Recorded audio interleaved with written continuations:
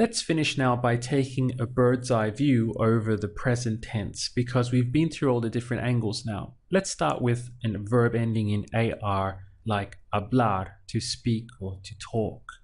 So if we put the whole thing on one slide, it would be hablo, I speak, hablas, for you speak, habla, he, she, or it speaks, hablamos, for we speak, and hablan, for they speak. Let's take, say, an ER verb. So something like comer, to eat. Now we have como, for I eat, comes, for you eat, come, he, she, or it eats, comemos, for we eat, and comen, for they eat. Then we have our third class of verb ending in IR. So we could take sufrir, to suffer. We have sufro, I suffer, sufres, you suffer, sufre, he, she, or it suffers, sufrimos, we suffer, and sufren, they suffer. Now, what I'd like you to notice there is that there's a very regular pattern. So all these verbs are classified as regular verbs because they obey the rules. They follow the sequence, they fall into line, they behave in the same way. So most verbs in Spanish are classified as regular verbs. We do get irregular verbs, some very important ones actually, but we're going to be treating them separately and giving them their own special videos because they're so important that we learn them and that we know how to work with them quickly. But most verbs in Spanish are regular verbs. They fall into this same pattern.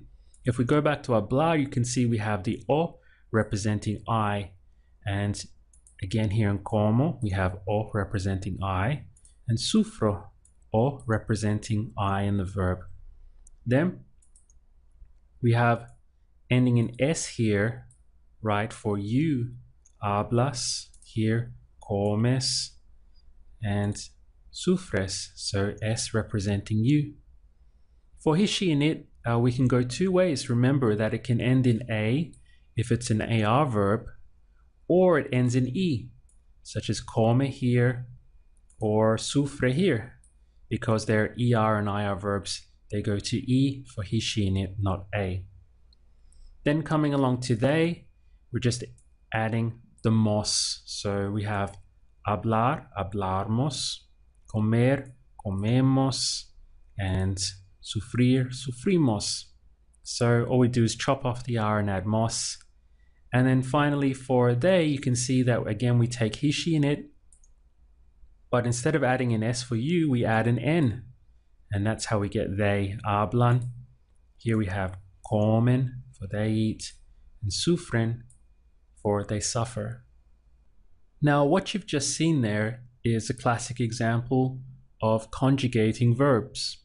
How we take an infinitive, the full verb, to talk or to whatever, and then you manipulate that verb to express all the different angles. I, he, she, and it, you, we, and they. So this is conjugating verbs. But I want to also tell you that you'll conjugate verbs less than you imagine, because I tend to minimize the need to conjugate. It slows you down, it gives you a lot of extra stuff to think about, it complicates the language in many ways. So the way I teach Spanish is a way that minimizes the need for you to actually dig into a verb and conjugate it. At certain times you can't avoid it, but you can certainly minimize the amount that you have to do it. And when you do that, you'll find that your Spanish instantly becomes quicker and more fluent, that you have less frustration when it comes to expressing what you want to say, and you feel less stress when you're communicating with the language. It's more enjoyable because it's flowing easier. So as I said, I minimize the need to conjugate as much as possible, and you'll see that as we go forward in the course. And we're going to be using our handles as always with full verbs, which makes things a lot easier. I'd also like to tell you that there is a way to use handles with the present tense. This means that you don't have to conjugate nearly as much with the present tense, yet you still get to use all the verbs with all the different angles. And I'm going to do a special module showing you how to do that in just a little while. But it's still important that we went through and learned this way, because it is essential knowledge that we understand this. But what I'm trying to tell you is not to become too discouraged or too frustrated or put off if you found the present tense and conjugating these verbs difficult, because I promise you that I'm going to minimize the amount that you have to do that, and that even with the present tense, it's possible to use handles which will make it a lot easier for you.